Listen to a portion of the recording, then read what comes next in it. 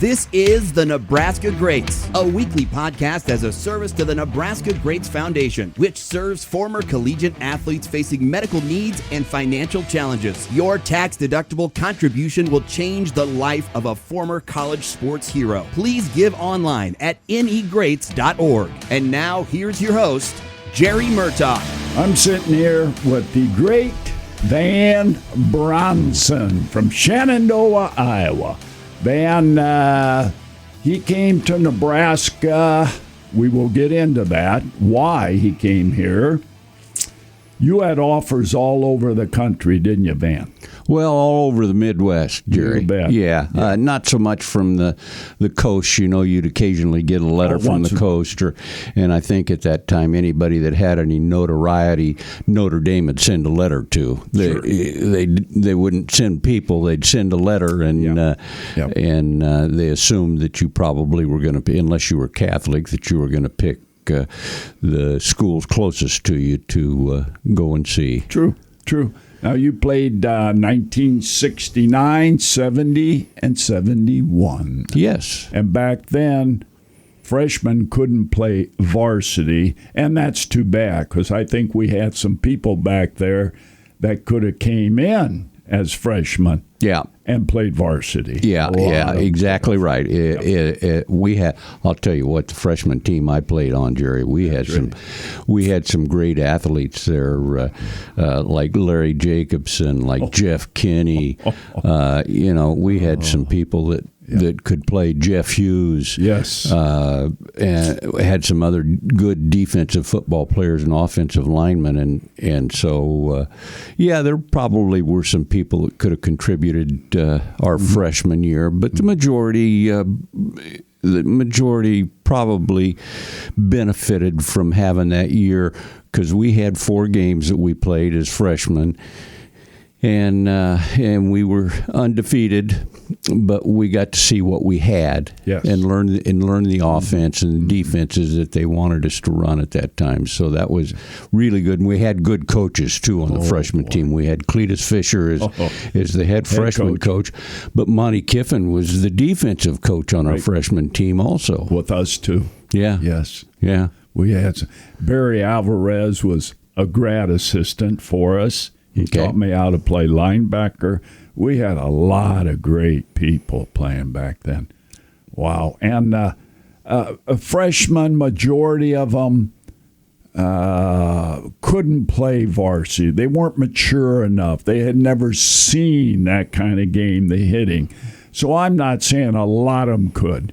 You might get 1, 2, or 3 that could really contribute as freshmen. Am I right? Yeah, you're absolutely correct. And I think the benefit of the freshman class, not that it didn't help the skill set players, but the biggest benefit I think with freshman ball was in not competing against varsity players at that point was in the lines, the defensive and offensive lines. I think that benefited them the most to see and learn, because we scrimmaged some of the scout team players from the varsity every now and then, because we had 8 weeks of practice before we ever played a game. We were so ready to not be hitting each other that we would really look forward to that. But we scrimmaged the scout teams on occasion, and so we could kind of see where we could fit in, and starting to grow accustomed to the contact that was different between high school and college. Yeah, well, it was same with us. Same thing you said. That I was only, a year before you or 2, whatever. Yeah, I think you were just a year ahead of me. So you graduated high school in 67, didn't you? Okay, I graduated in 68, so 68 was my first football season in Lincoln. Yeah, I remember. Now, it's tough for us to remember. We're getting up there. You look old. I mean, you're a quarterback. You look old. But freshman scrimmaging the varsity. I remember going up against the number 1 varsity, and I'm looking around, all these poor 18, 19-year-old young men are going, what the heck are we doing? And they slapped us around pretty good. Sure. We had a couple words here and there, but Yeah, they handled us. So there's a reason for freshman football. Yeah, Definitely. but you knew Yep. that as you gained in maturity that you weren't going to have any problem playing on that football field. The physicality of everything that was going to happen wasn't going to affect you. I remember the first game of our sophomore year. I started the first game against Southern California, and the returning national champion. That's right. And I was petrified, to be honest with you. I didn't know. I still, at that point, wasn't sure whether I could play on that field or not. Yeah, I remember that also. They played here? Am I right? Yep. They played here. We got beat by about 10, if I'm right. I think it was 31-21. Yes, about 10. And it was a grass field. We had a grass field still. They had grass. Yep. Yeah. They had tremendous football players, speed, height. They were good. We stayed with them pretty well. Yeah, 31-21. It wasn't a runaway by any stretch of the imagination. And I would imagine that at the end of the year, even before the bowl games, but at the end of the year, they were real happy they didn't have to play us again. Yeah, I agree. But then the last game of the year in 69, we were 9-2, weren't we? Is that we're talking about 69? I was thinking of 68. 69, we were a good football team at the end of the year, weren't we? Yeah. I don't think anybody would beat us at the end of the year. Nobody really wanted to play us at that point with what we did to the University of Oklahoma down in Norman and what we did to the University of Georgia in El Paso. I'm almost positive that you couldn't probably find a coach in the United States that wanted to bring their team in and play us or play us on a neutral field. I agree. Boy, did we develop. I mean, we had some studs on defense, offense. Had you throwing a ball and your receivers, your running back. I mean, Coach Devaney and all the coaches put that good team together. Now, 67, 68, we go 6-4. All the rumors, get rid of Devaney. Those were lean. But for some reason, in 69, it all just clicked. Guys were put together right. Well, and 67 and 68 with the 6-4 records didn't mean that Devaney and his staff hadn't started acquiring good players on the team, so that when that 68 recruiting class came in and went through their freshman year, I think they kind of knew that they were going to be studs not only in the Big 8 at that point, but national consequence also. Yeah, definitely. Okay, Southern Cal beat us by 10, and who else beat us? We lost to Missouri down in Columbia by 7 points. I think that was about like a 13 to 6 game or something like that. It was low scoring. 3. No, I don't think we lost by more than a touchdown to them. All right. But it was it was just a 7 then, probably. Yeah.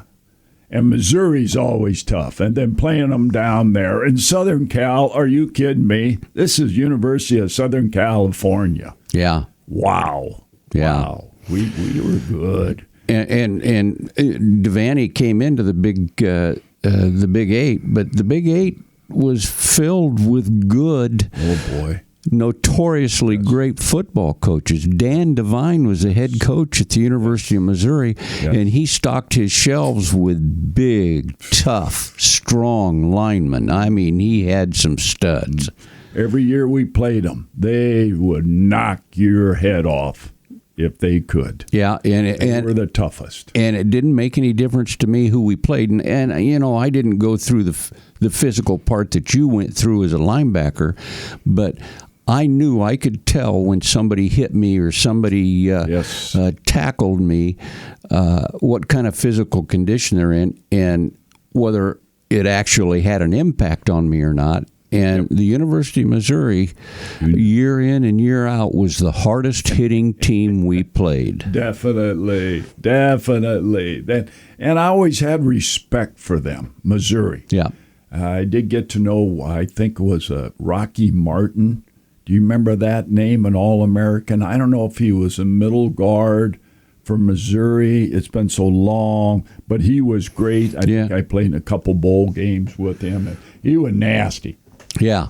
Great guy, but nasty. Yeah, they had good athletes. Wow.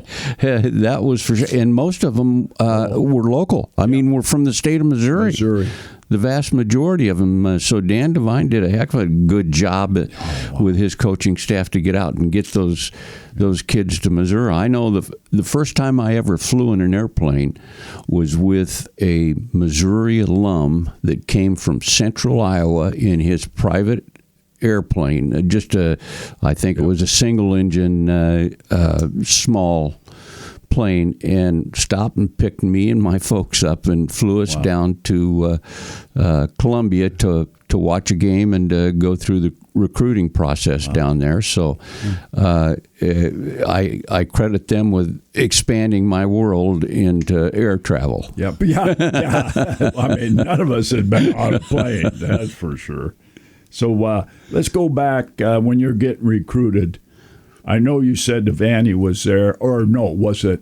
Who was at your house all the time? What coach from the University of Nebraska? Well, I remember several showing up at the house. Devaney came over a few times. Actually, sure. Devaney accepted a speaking engagement at our football banquet. Oh, and of course that gave him an opportunity to get to know me and get to know my parents and visit with the coaching staff that we had in Shenandoah. But I remember a game that I played in Glenwood, Iowa. After the game, this guy that had been lurking over in the shadows at the end of the bleachers, I noticed as we were leaving the field, came up to me, and it was Monty Kiffin. He was there. He was there watching that game, and I could remember that Carl Selmer spent a lot of time communicating with me and talking to me and coming over to Shenandoah. I remember my senior year that Carl brought the one of the 67, 68 quarterbacks that they had in the system at Nebraska, a guy by the name of Frank Patrick. Ooh, Frankie. Yeah, and I had on a visitation to Kansas State, Nebraska played the day I went down there, and Frank was the starting quarterback at that point, and I'm thinking that's either 67 or 66 or 67. And it was in their old stadium. It wasn't in the new stadium that they'd built. But Carl Selmer and brought Frank Patrick to a basketball game that I played in Council Bluffs to watch and chat with me and stuff. Yeah. So I got to meet most of them. Now, I can't tell you if your coach, John Melton, who was a tremendous recruiter, if I had a chance to meet John before I came to campus, they might have been keeping me from John so that he couldn't influence me. John Melton, yes, indeed. Well, when I'm getting recruited, all I know is Oklahoma was there all the time recruiting me, and they offered me a lot of things, and I told them, I'm there, period. I mean, money, clothes, plane trips for my parents, games, you name it, they offered it. Sign on the line. And you were married at that point, weren't you? No. Oh, I thought you got married right out of junior high. Junior high. Well, no, I couldn't get a date till I was senior in high school. So, no. But I was ready to sign. And Devaney was down all the time. It's 50 miles. So, a week or two before signing date, he comes down, sits with Dad and I, and he says, I've heard some rumors you're going to Oklahoma. And I just looked at him. Well, I've been talking to him. And Then he tells me, he goes, now, Jerry, I've heard some other rumors. They offered you a lot of extras. And I go, I don't know, just 18, so I wasn't going to say anything. Then he gives me this spiel. What happens if you get caught, Jerry? You'll never play college football. Aspirations to play pro football, you'll never get there either. So you think about that if you do sign with Oklahoma. And, of course, Dad and I looked at each other. Devaney left, goes, oh, we can't do that. We can't do that. Yes, indeed. He put the fear in you. Oh, he put a lot of crazy stuff. But all I know is I went down Lincoln. There's a lot of guys driving brand new cars, had cash, new clothes. And I walked campus for 4 years. And I go, whoops, I think you got me on that one. That was just a story, old Devaney. He was good at that stuff. Well, he was. We're running out of time. Let's talk about the 70 season real quick. 69, 9-2.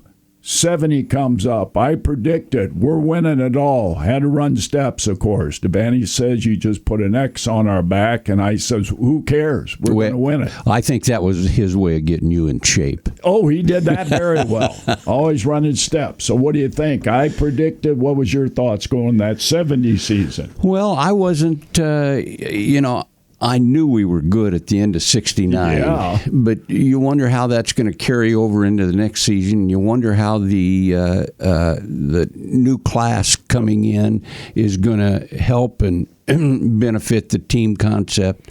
And it looked good, though. Yes. You weren't out of line in predicting that, just basically from the end of the previous season, the way we were playing and the way we were beating people.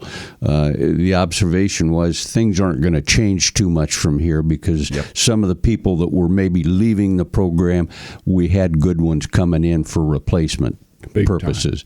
I knew we were going to be good. Yeah. I knew we were going to be good. Yeah.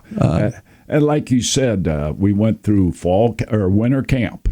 And these new young people like you coming in, and no, not you, the young people coming in, you got an idea. Spring ball, that's where we found out who was nasty. Yeah. It wasn't this touch football and all the things they do now. I seem to remember full pads every day, and if we didn't get any hitting in, there was something wrong. Yeah. And to be completely honest with you, too, that first spring there, actually it would have been the second spring I went through, they hadn't started using the green or what you like to call the pink jersey for quarterbacks. No. You guys, you were fair game a lot of the time. Well, I know.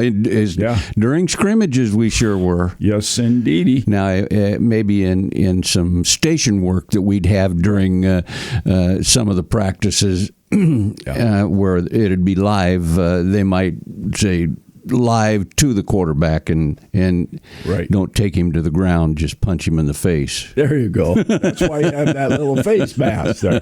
But you're right. Everything was live. Don't touch the quarterback, but touch everybody else on both sides of that ball. Yeah. That's and I think personally, I think that's not a good thing for the football players now.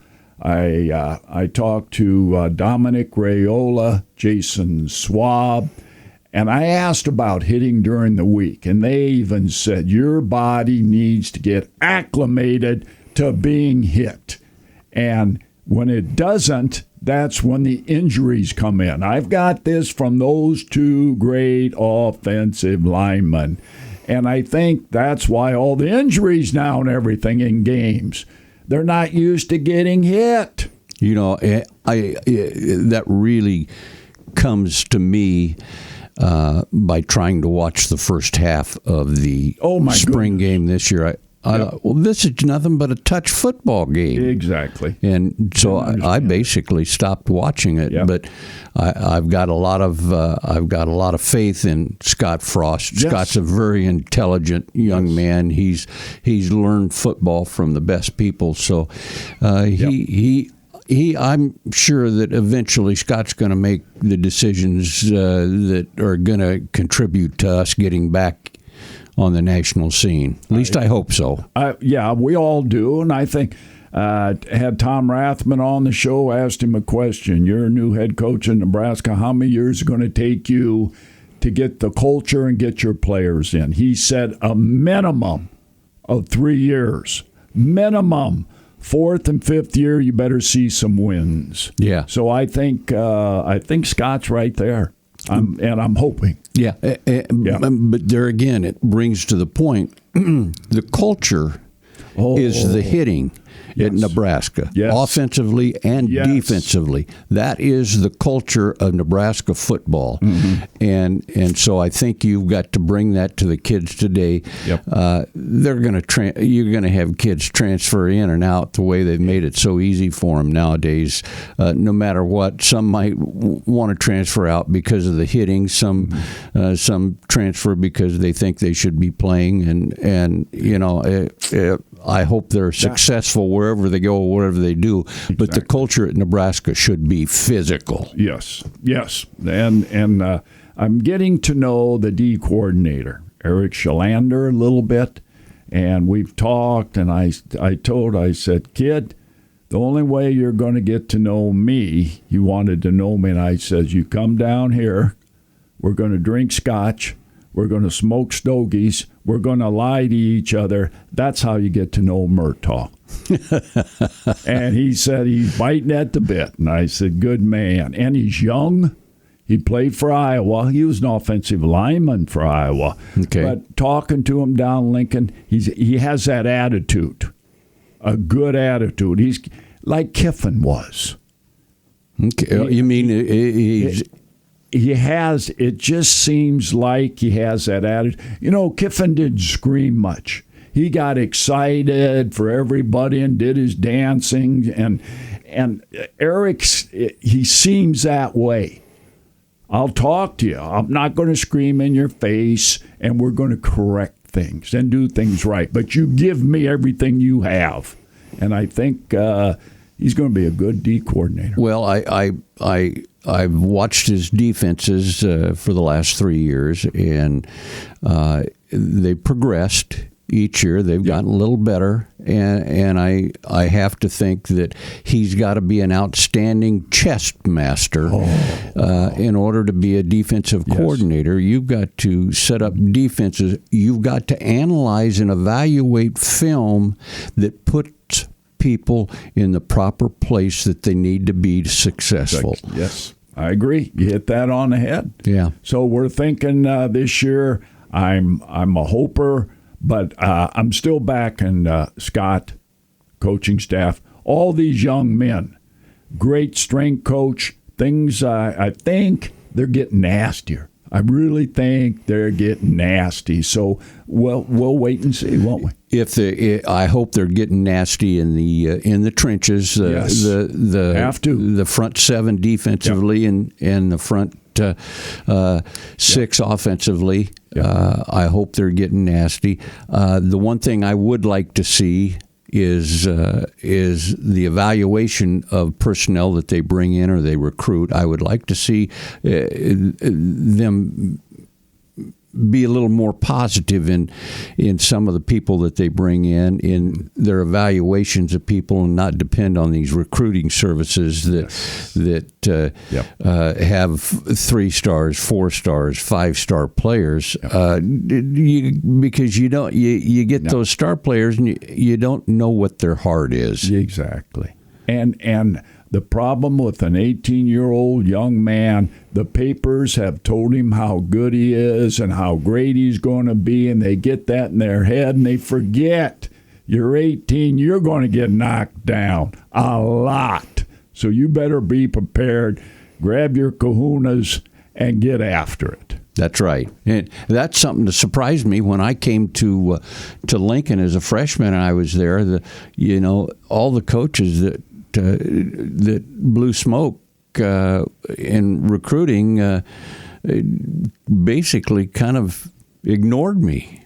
It made me think, gosh, am I really going to be able to do this? Do they appreciate having me here? Or what's the deal now? You have to earn it. What am I going to have to do? On that note, I appreciate it. We're out of time. Now I guess I have to buy you lunch, right? Well, I don't know if you have to, but you're bigger and faster than I am. Faster? So whatever you say goes. Okay, we're going to lunch. I appreciate this, Van. This is Nebraska Greats Foundation. What we do is we find recipients, former collegiate athletes in the state of Nebraska. If you've lettered in a sport, man or woman, at any of the 16 colleges or universities in the state of Nebraska, you have medical and emergency needs, you get hold of us. negreats.org. This has been Nebraska Greats, a weekly podcast serving the Nebraska Greats Foundation. You can find each episode on Apple, Spotify, Amazon Music, Google Play, and anywhere you get your podcasts. Please give generously to serve Nebraska's former sports heroes in need at negreats.org. And be sure to follow the Any Greats on Facebook and Twitter.